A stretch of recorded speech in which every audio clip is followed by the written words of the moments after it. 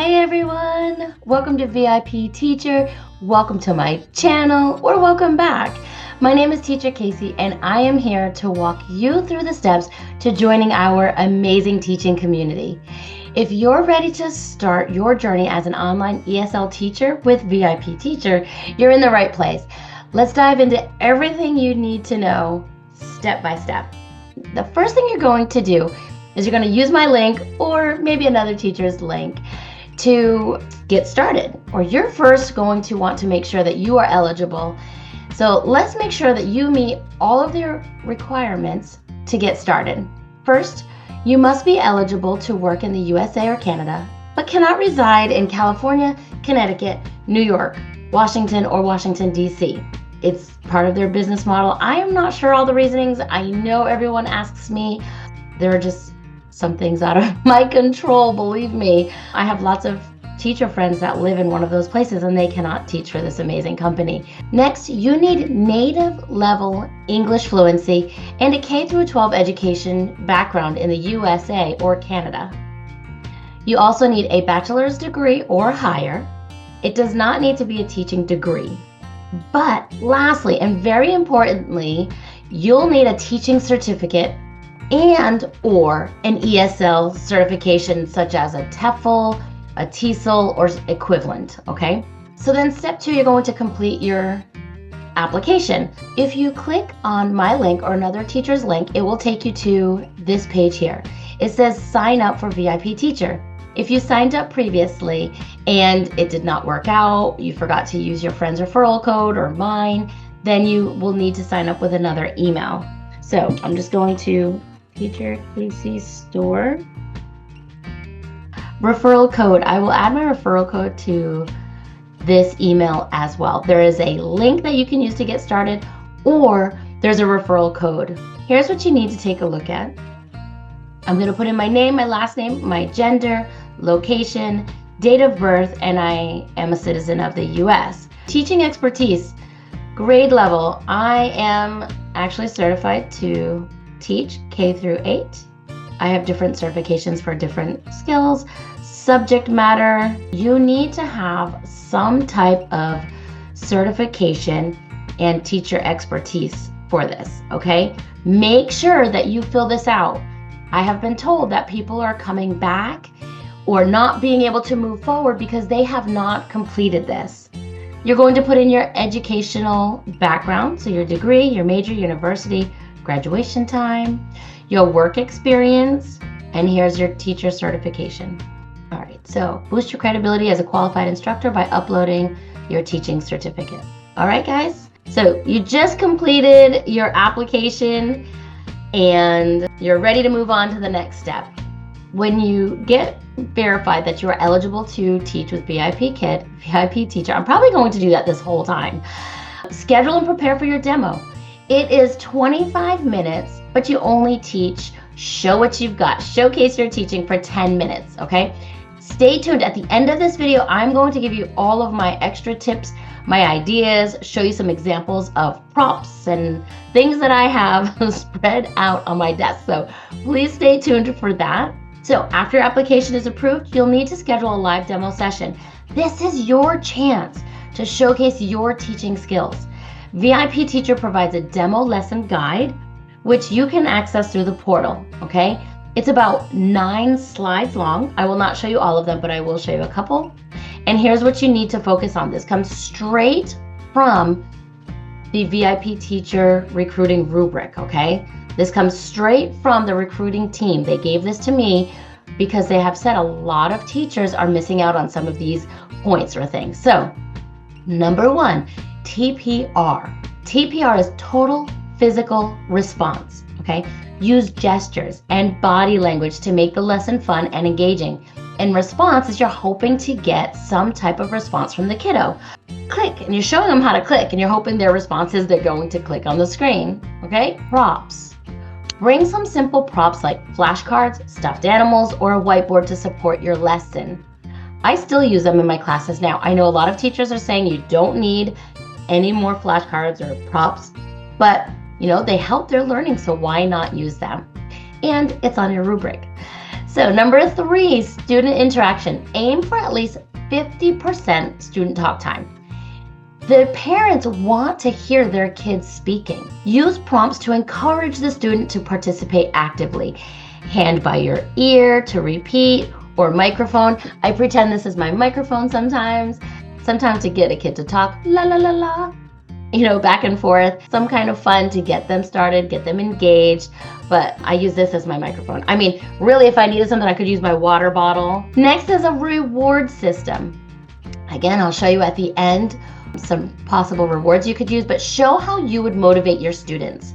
Okay, they want to see it during your demo, like with stars, stickers, or verbal praise, okay? There is a slide for the reward, so you could go back to that slide, or you can make something up. So when I first got started with VIP Kid at the time, now VIP Teacher, I think I used pretend spiders. I think I had 5 spiders and I gave them spiders.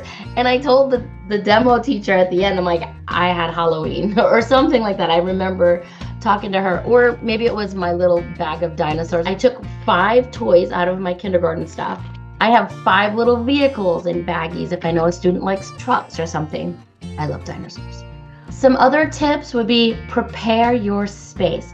Guys, ensure you have good lighting, a quiet environment, an educational looking background, like a world map or a whiteboard works great. If I had a whiteboard behind me, I would put my name on it. It does not need to be very detailed. It does not need to be perfect. I had these hanging up in my classroom, together on the wall behind me. That's it. I just took kid posters, stuck them on the wall behind me. I think you can find something like this at the dollar store.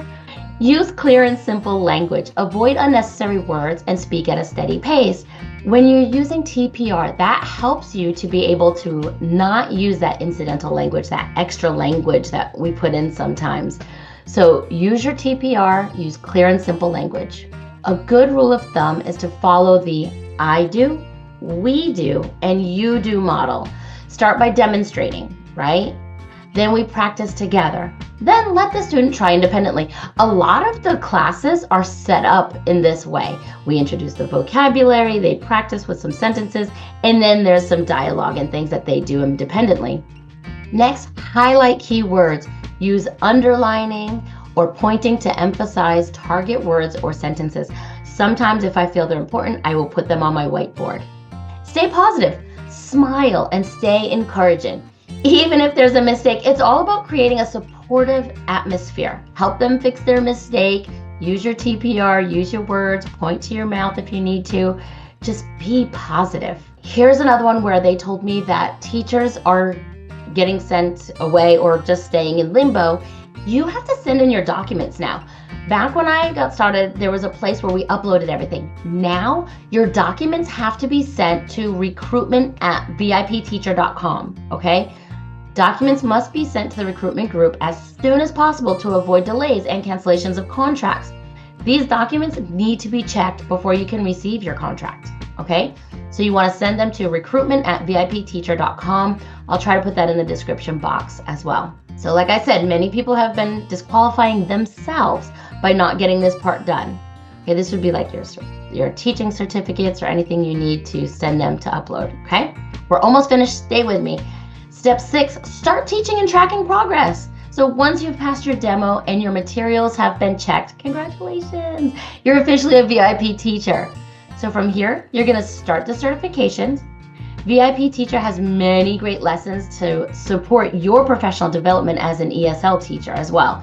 So I would suggest going to the certifications. I always start with the younger kiddo certifications because that's what I'm most comfortable teaching. But if you are a higher level teacher, high school type teacher, you might want to start at those higher levels and get certified there. You'll be given access to your teacher portal. This is where you can track your progress and your bookings. Prepare for your classes by reviewing the lesson materials provided. I could do another whole, video on this. I still prepare for my classes. I know a lot of teachers say they don't need to, but I like to be a little bit prepared. I only take a couple minutes per class the night before, and I write down just the important information. Here's my little notes. This is what I do for every class. The name of his lesson is Thailand, and then these are some rewards that I've given in the past. Here's his vocabulary words, and here's the slides that I need to know. You can set it up however you want. This is all I write now. I used to write out every slide when I first got started. No need, no need.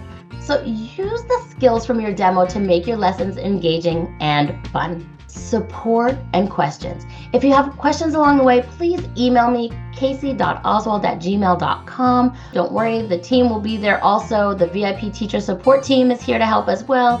Just email them at recruitment@VIPTeacher.com and they'll assist you with anything you need. Whether you're a recruiting teacher or referring teacher, or you're a teacher getting started, you can go to them and ask questions, all right? This is the first slide on your demo lesson. The introduction really to you. So the first thing that I do, you want to build rapport. Here's a student I had for the first time today. So I'm just gonna show you this one. I always have a whiteboard. I wrote my name in Sharpie and you don't really have to fix it. It's been on there for a while unless you touch it with the dry erase marker. Did you know that? It's pretty cool. All right, so his name was Aaron. So I asked, hi, my name is Teacher Casey. What's your name? And he told me Aaron. Some will be able to tell you, some it may take a little bit of time. I have different puppets or different things that I might use. I've had her for a long time. My name is Teacher Casey. What's your name? I am Meg. Hello, Meg. What's your name? And then I might be able to get their name that way. I write it down, I ask them how old they are, and depending on their age, I might keep going, okay? So he was 8 years old. I asked him, what do you like to do? And he told me he likes to read books, play soccer, and eat. And we were just getting a good laugh at that. His mom kept trying to tell him, sports. I could hear her yelling, and he was like, no. So that was a lot of fun. The reward systems are fun, but I do not use this slide or pretty much any slides of the reward systems. I might use it for a second just to let them play with whatever is on there because sometimes you can move pieces. But I don't use this slide as a reward slide. Like I mentioned earlier, I have 5 toys. I have for Halloween one year, not this year, but we decorated the pumpkin. So I have 5 different things that they could put on their pumpkin. So if you get a star, I'll put their eyes on the pumpkin and then give them a digital star. You could easily do, oh, this is what I use every single day for my rewards. I have some for my higher level students that can count to 20. I have some for students that have a little bit more trouble, but I also have this for my beginning level students. And I ask them to choose a number and then they choose. So they might have, wagon, star. I did not make these. Okay. There are so many things you could do. Don't get confused. Don't get worried about the rewards. If you have children, go borrow 5 of their toys. Like something simple that would be very easy for you. So the next slide that I want to tell you quickly about, they're going to read and match. So it's going to give you some animals and the words are hop, crawl, fly, and they need to read and match. They're going to need to draw a line. Draw a line. I always go doot, doot, doot, doot, doot. And most students will get it. Some you need to practice with. It can hop. Maybe you have something that can hop. Maybe you have, flashcards. You might have something that can hop. You can show them hop. Go through your kids' toys, your nieces, nephews, something like that. The next slide, they're going to read and circle. This slide tells you that the student needs to practice the verbs to hop, to fly, to crawl, as well as their conjugations. So they're practicing the frogs hop, the frogs hops on the lily pads. You might need to go into, 2 frogs hop. Frog, 1 frog hops, right? You might need to give them that to help them. I would actually probably do a few more with my cards. Maybe, I know swim isn't on here, but if I had something, I would say the fish swims in the water. Many fish swim in the water. Or just use your cards, use what you have, draw them if you're good at drawing. They're talking about the helping verb can and cannot, okay? This would be an easy thing. I would not use this whole example, But I would definitely use maybe 1 or 2 sentences on here, write it on a paper ahead of time or a whiteboard. He can drive. She cannot drive. And I would really just make up your own sentences. These examples are not on there. This is just, I had bought this from a teacher a very long time ago, and I use it pretty often. I used to use it more often, but I just refound it after moving.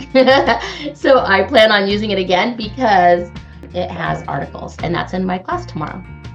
Okay, so can and cannot is also something you need to go over. They're going to unscramble sentences. Number 1 says, can I hop? With a period at the end. They need to make it, I can hop. Okay, so we have a free talk slide. Use your words, use the vocabulary, make the sentence, have them make sentences if they can. And the last one is goodbye. So this was a level 3 class. And on this slide, I make sure to give them their last star. And I say goodbye, thank you so much, or have a great night, keep it positive, and that's about it. So send questions my way. The last things I wanted to show you were some examples of backdrops. I have this one behind me. I showed you the other ones. I have bought these on Amazon fairly cheap. They're just, this one is like a chalkboard for a classroom. I have bought some from other companies too, but I would not advise doing that. I would say go to the dollar store if you need it, if you can't find anything to put up there. Maybe your name, something simple. You don't need to spend a lot of money, but you do need something, okay? I would advise having something ready, even if it's not complete, for your demo. I think that is it. Email me questions, casey.oswald@gmail.com. You're now ready to start your journey as a VIP teacher. If this video was helpful, please don't forget to like it and subscribe to my channel for more tips and updates. Let's make learning fun and impactful for students around the world. Best of luck, and I hope to see you in the VIP teacher community soon. Thanks for watching, everybody, and happy teaching. Bye for now.